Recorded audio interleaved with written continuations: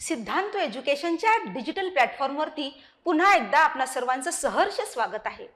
विद्यार्थी मित्रमैत्रिणींनो, माझा मागचा व्हिडिओ आणि या व्हिडिओमध्ये बराचसा गॅप पडलेला आहे।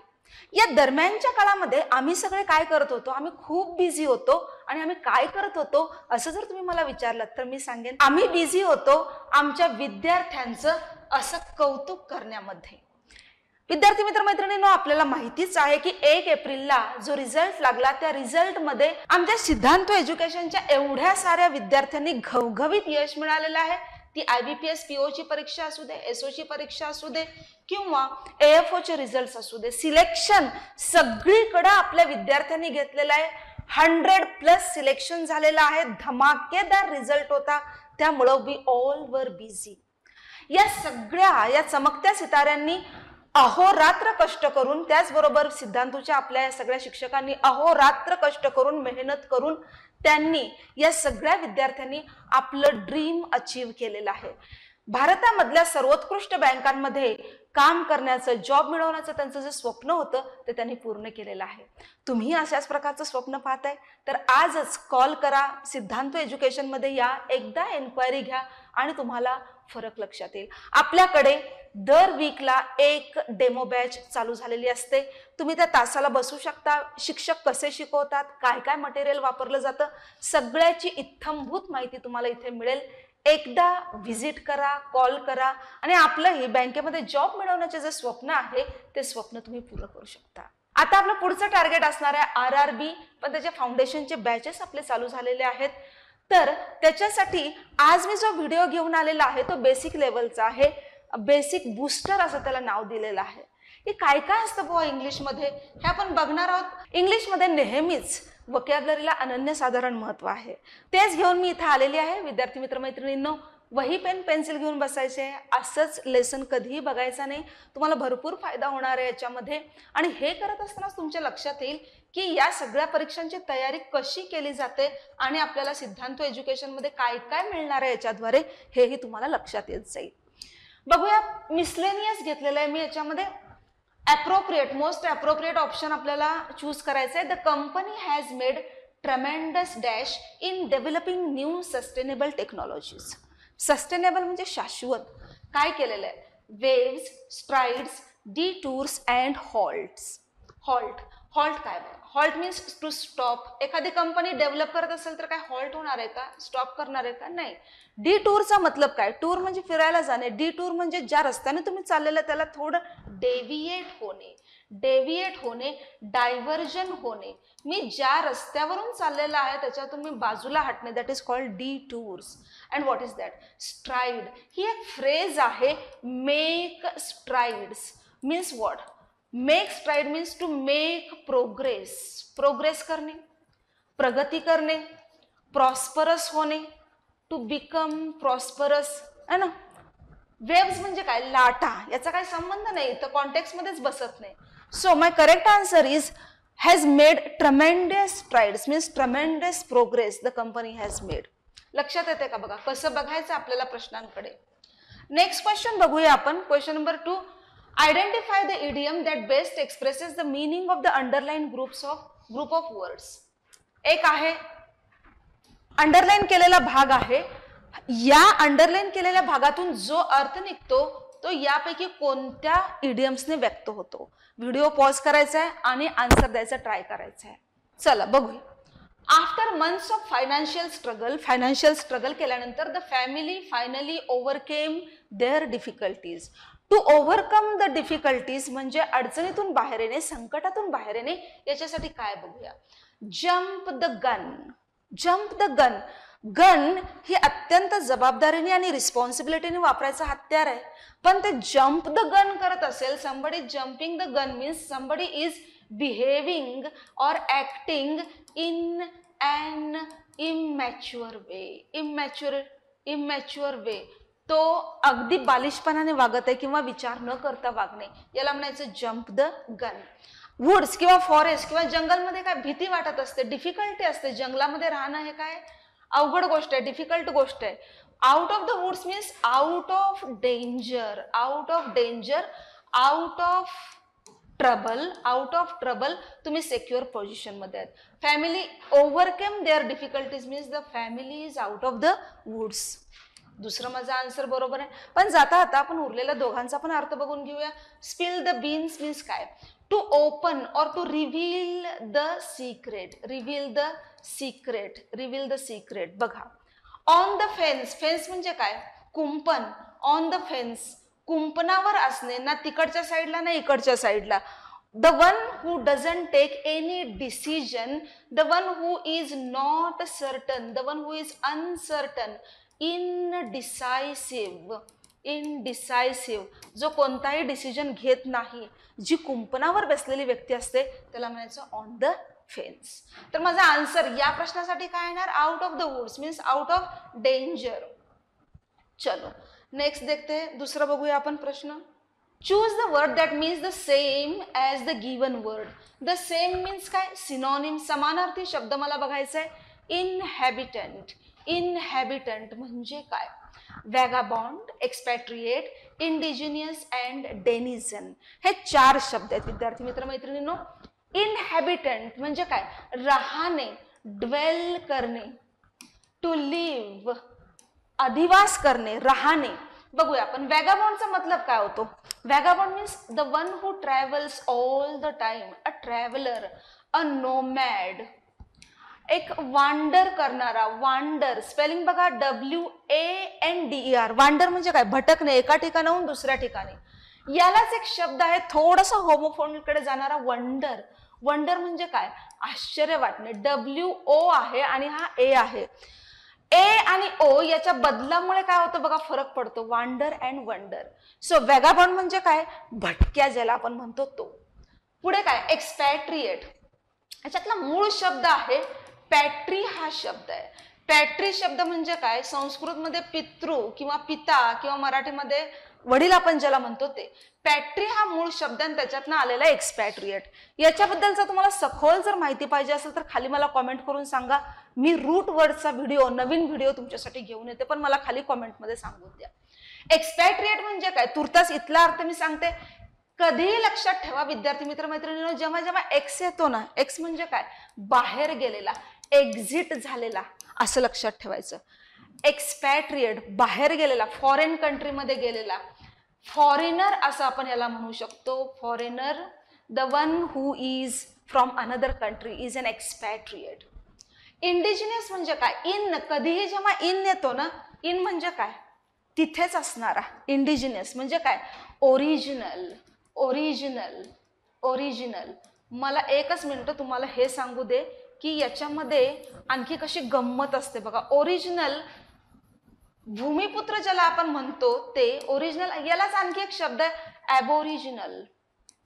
तुम्हाला आता वाटेल की ॲब लावल्यामुळे हा याचा अपोजिट झाला का? नाही. ओरिजिनल याचा इक्विव्हॅलंटच काय? ॲबोरिजिनल. तुम्ही मूळचे कुठले आहात?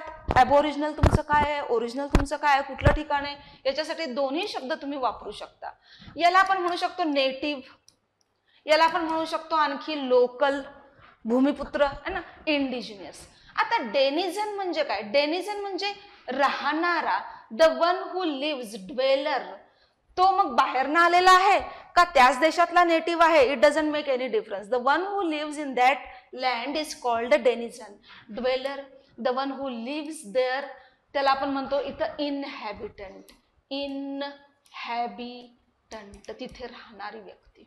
तर माझा आन्सर काय जाणार बघा इथं? सिनॉनिम, डेनिझन इज अन इनहॅबिटंट, तिथेच राहणारी व्यक्ती. बाकीचे उरलेले शब्द बघा.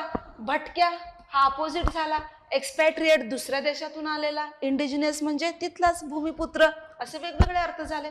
चला लक्षात येते का बघा कसं आपण बघायचं वेगवेगळ्या शब्दांकडे. Identify the idiom that best expresses the meaning of the underline group of words. पुन्हा तशाच प्रकारचा एक प्रश्न आहे. एक आहे इनकन्सिस्टंटली शब्द आहे. या शब्दाच्या अर्थाचा सिनॉनिम मला इथं शोधून काढायचंय. She works inconsistently, sometimes being very productive and sometimes doing nothing at all. काही वेळा ती इतकी प्रोडक्टिव्ह असते की एका पाठोपाठ एक कल्पना येतात, एका पाठोपाठ ती काम संपवून टाकते. And sometimes she does nothing, काही वेळा ती काहीच करत नाही. याला म्हणायचं इनकन्सिस्टंट. आता बघा, call the shots, by fits and starts, back to square one, beat around the bush. काय बघा, व्हिडिओ पॉज करू शकता तुम्ही आणि आन्सर गेस करू शकता. कॉमेंट सेक्शन मध्ये मला सांगून द्या. बघूया आपण. कॉल द शॉट्स, शॉट करणे म्हणजे काय? कॉल द शॉट म्हणजे टू कंट्रोल, किसी को कंट्रोल करना, कमांड देणे, है ना. By fits and start means irregular. Irregular, जी व्यक्ती इरेग्युलर आहे, रेग्युलर नाही. अजून एक चांगला शब्द आहे इंटरमिटंट. आपण हा शब्द इंटरमिटंट जो शब्द आहे तो फास्टिंग साठी जास्त ऐकलेला आहे बघा. इंटरमिटंट फास्टिंग, आजकाल नेटवरती याची भरपूर धूम आहे. Intermittent fasting. By fits and starts means inconsistent, the one who is not regular. Back to square one, समजून घेण्यासारखी फ्रेज आहे बघा. बॅक टू स्क्वेअर वन, तुम्ही काही काम चालू केलेलं आहे, इथून सुरुवात केलेली आहे and you continued your work, आणि इथं आल्यावर तुम्हाला समजतं की हे काही मॅच होत नाही, माझं काम नीट होत नाहीये, काहीतरी चुकत आहे. तुम्ही परत काय करता? यू स्टार्ट फ्रॉम स्क्वेअर, पुन्हा वनला येता. Means you start from the beginning. That is called back to basics. Back to basics, पुन्हा बेसिक्सला तुम्ही येता. That is back to square one. Beat around the bush. काही लोक कामासाठी तुमच्याकडे येतात आणि ते जे मुद्द्याचं बोलायचं आहे ते न बोलता बाकीच्या सगळ्या गावभराच्या गप्पा मारतात. That is called beat around the bush. Means to avoid the main topic, the important topic and keep on talking about the unnecessary things. That is called beating around the bush. कायमचं लक्षात ठेवा. So in this case what is the answer? Inconsistent means by fits and starts. हा याचा अर्थ झाला. Let's go to the next question. चला बघूया. Idiom आहे परत. After hearing conflicting advice. Conflicting म्हणजे एकमेकांच्या अगेन्स्ट मध्ये जाणाऱ्या. Contrasting advice. She was completely confused and unsure about her next step. मी पुढची स्टेप कोणती घेऊ याच्याबद्दल तिच्या मनामध्ये काय होतं? कन्फ्युजन होतं. बघूया. At one's wits end, a bed of roses, the last straw and face the music. चला व्हिडिओ पॉज करायचा आहे, गेस करायचा आहे आन्सर. बघायचं. At one's wits end means एखाद्याचा पेशन्स संपून जातो. The one who is desperate, desperate असतो, हेल्पलेस असतो, काही करून ती गोष्ट सोडवा आता. The person is in a confused condition, की आता हे गोंधळ सोडवा, आता मला डेस्परेट झालेला आहे, त्याला म्हणायचं one's wits end. Bed of roses, you can easily guess the meaning of this one. फुलांचा रस्ता मीन्स काय? Comfortable situation. Comfortable situation. Life is not a bed of roses. आयुष्य म्हणजे काय नाही, बेड ऑफ रोजेस नाही असं पण म्हणतो. द लास्ट स्ट्रॉ म्हणजे काय? एक फायनल पंच असतो की त्याच्यानंतर ती व्यक्ती कोणतंही काम करू शकत नाही. That person cannot carry any more burden. That is called the last straw. Breaking point आपण असं म्हणतो. Breaking point. दिवसभर काम केल्यानंतर आईला आपण शेवटी रात्री अजून काय तर सांगायला गेलो तर ती आपल्याला म्हणते की दिस इज द लास्ट स्ट्रॉ, मी आता ह्याच्या पुढं एक पाऊल सुद्धा टाकू शकत नाही. Okay, that is called the last straw. Face the music means what? Face the consequences. Face the consequences. तुम्ही काही तर केलेलं आहे आणि तुमच्या वडिलांना पत्ता लागलेला आहे त्याचा. And you are ready to face the music means you are ready to face the consequences. मला ओरडा मिळणार आहे तुम्हाला माहिती आहे, किंवा काहीतरी राडा होणार आहे घरी गेल्यानंतर माहिती आहे. That is facing the music. तर काय येणार बघा? त्याचा आन्सर येणार ऑप्शन ए. असेच इंटरेस्टिंग आपल्याला फ्रेजेस आणि इडियम्स बघायचे आहेत. The rebels attempted to dash. Homophone आपल्याला बघायचं आहे. The rebels attempted to dash power from the ruling government. आता होमोफोन म्हणजे काय बघूया आपण. व्हेरी इंटरेस्टिंग आहे. होमो म्हणजे काय? एक. होमो म्हणजे काय? एक. आणि फोन म्हणजे काय? साऊंड. फोन म्हणजे साऊंड. आपला फोन येतो म्हणजे काय? आवाज वाजतो, ट्रिंग ट्रिंग होतं है ना. आता लोक सायलेंटवर टाकतात. पण होमोफोन म्हणजे त्याचा उच्चार कसा आहे? सेम आहे. प्रोनाउन्सिएशन कसं आहे माझं? सेम आहे. पण त्याचं स्पेलिंग वेगळं आहे आणि त्याचा अर्थही वेगळा होतो. एक साधं एक्झाम्पल घेते. This is what? Sun.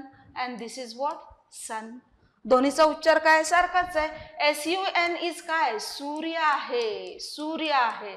And SON ओ घेतला मी याच्यामध्ये काय झाला? मुलगा है ना. याला म्हणायचं होमोफोन. तर आता होमोफोन आपल्याला इथं फिल इन करायचं आहे. The rebels attempted to dash power from the ruling government.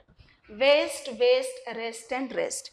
याची सुरुवात जरी डब्ल्यू ने झाली असली तरी डब्ल्यू कसा आहे, सायलेंट आहे. हा त्याचा उच्चार कसा होतो, रेस्ट असाच होतो. बघूया, वेस्ट म्हणजे काय, कंबर, कमरेचा भाग.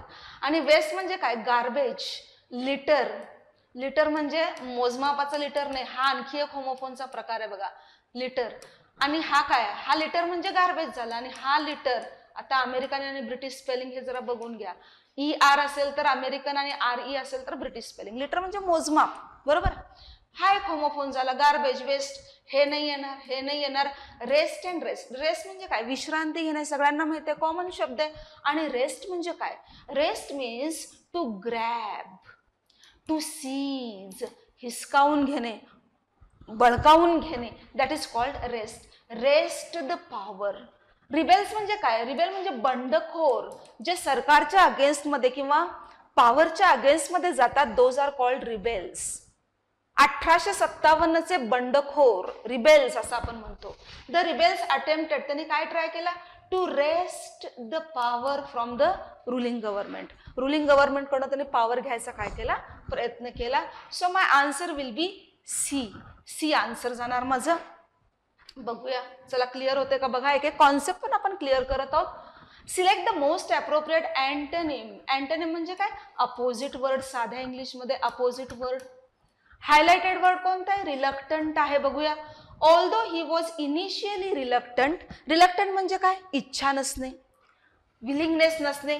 ही eventually, eventually means finally agreed to take on the leadership role. त्याची अजिबात इच्छा नव्हती नेता बनण्याची किंवा नेतेगिरी करण्याची, पण शेवटी तो काय झाला, रेडी झाला.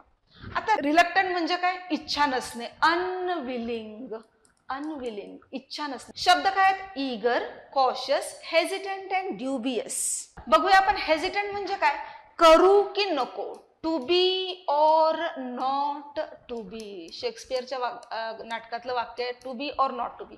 हेजिटंट आणि ड्युबियस. ड्युबियस म्हणजे काय, स्केप्टिकल, स्केप्टिकल, डाऊटफुल. एखाद्या व्यक्तीला हे करू की नको, जाऊ की नको, परीक्षेला बसू की नको. Hesitant and dubious they are synonyms. Cautious म्हणजे काय, केअरफुल, प्रत्येक पाऊल काळजीपूर्वक टाकते, ती व्यक्ती कॉशियस असते. ईगर म्हणजे काय, एन्थुझियास्टिक, एन्थुझियास्टिक, एनर्जेटिक, एनर्जेटिक, प्रचंड उत्साह असतो. मग काय येईल बघा बरं, जी व्यक्ती रिलक्टंट आहे त्याच्या अपोजिट काय जाणार, ईगर. रिलक्टंट म्हणजे इच्छा नसणे, ईगर म्हणजे काय, उतावळ असणे, एनर्जेटिक असणे, काम करायची इच्छा असणे, दॅट इज ईगर.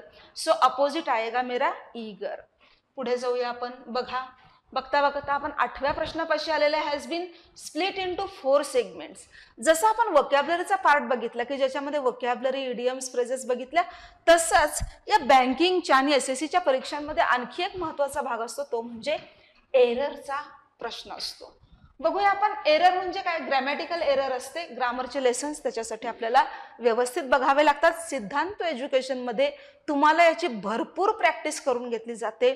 ह्याच्या शेवटच्या क्षणापर्यंत शिक्षक तुमच्या बरोबर असतात की काय करायचं आणि काय नाही याच्या बाबतीत. परत एकदा मी सांगते स्ट्रेस देऊन की एकदा कॉल करा, खाली डिस्क्रिप्शन बॉक्समध्ये सगळे नंबर्स दिलेले आहेत आणि व्हिजिट द्या, तुमचे सगळे डाऊट्स क्लिअर होऊन जातील. आपण ॲडमिशन कुठं घ्यायची, का घ्यायची, कशा करता घ्यायची, हे सगळंच तुम्हाला क्लिअर होऊन जाईल. बघूया आपण वाक्याकडे वळूया. As soon as they reach the venue, venue means place, they realized that the event had already started since half an hour. जागेवरती, त्या ठिकाणावरती पोहोचले, त्यांना कळलं की आधीच इव्हेंट चालू झालेला आहे, अर्धा तास आधी चालू झालेला आहे. एरर कुठे आहे, 4 सेगमेंट दिलेला आहे. As soon as they reach the venue, नाही, हा काय आहे, V2 आहे. दे रिअलाइज्ड, हा पण V2 आहे. That the event had already, बरोबर आहे, started since half an hour. एक कॉन्सेप्ट आहे, अत्यंत महत्वाची आहे आणि फार युजफुल पण आहे. कॉन्सेप्ट आहे फॉर आणि सिन्सची. काळाशी रिलेटेड आहे. फॉर कशासाठी वापरतो आपण, कालखंडासाठी वापरतो. A period of time, a period of time. For example, if I say wait for a while, अरे थोड्या वेळासाठी थांब. I have been working for the entire morning, संपूर्ण सकाळभर मी काम करत आहे. She has been working here for last 10 years. गेले 10 वर्ष ती इथं काम करत आहे. म्हणजे काय 10 वर्ष 10 years. अ व्हाईल थोडा वेळ हे काय दाखवतात, एक पिरियड ऑफ टाइम दाखवतात, कालखंड दाखवतात. आणि सिन्सचे वापर कधी करतो, अ पॉइंट ऑफ टाइम, त्या डॉट वेळेपासून. For example, I have been waiting for you since morning. Morning एक डॉट टाइम आहे, सकाळपासून मी तुझी वाट बघत आहे. And for the entire morning, म्हणजे पूर्ण सकाळभर मी तुझी वाट बघत होते. Are you getting the point? काय येणार बघा, हाफ अन आवर मला काय दाखवतोय, अ पिरियड ऑफ टाइम दाखवतोय का डॉट ऑफ टाइम दाखवतोय? It is indicating the period of time. तर इथं काय येणार, सिन्स नाही येणार तर फॉर येणार. तर एरर माझी सी सेक्शन मध्ये येणार. I am going to replace since with for. For का बरं, इथं काय आहे, कालखंड आहे, a period of time is being shown. Clear आहे का बघा. चला question number 9. Again appropriate synonym. पेनिटेंटचा अर्थ काय होतो? Penitent, defiant, remorseful, rebellious and tenacious. बघूया अर्थ बघूया. टेनॅशियस मीन्स काय, स्ट्रॉंग. कितीही वाईट परिस्थिती आली तर व्यक्ती काय होते, स्ट्रॉंग असते, टेनॅशियस असते, कशापुढे झुकत नाही, अनब्रेकेबल असते.